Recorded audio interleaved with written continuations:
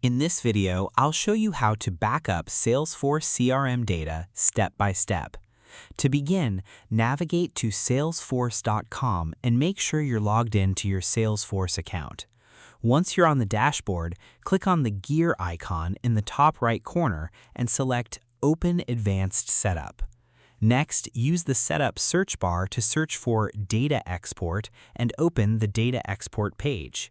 Here, you'll have two options, Export Now or Schedule Export.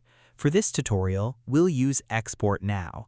If you choose Schedule Export, simply set your preferred start date, end date, export frequency, and the time you want the backup to run automatically. On the Export page, you can check the option to include images, documents, and attachments if you want them to be part of your backup. Then, select the data types you want to export from the list of available Salesforce objects. Finally, click Export. Salesforce will begin preparing your backup, and you'll be able to download it once the export process is complete.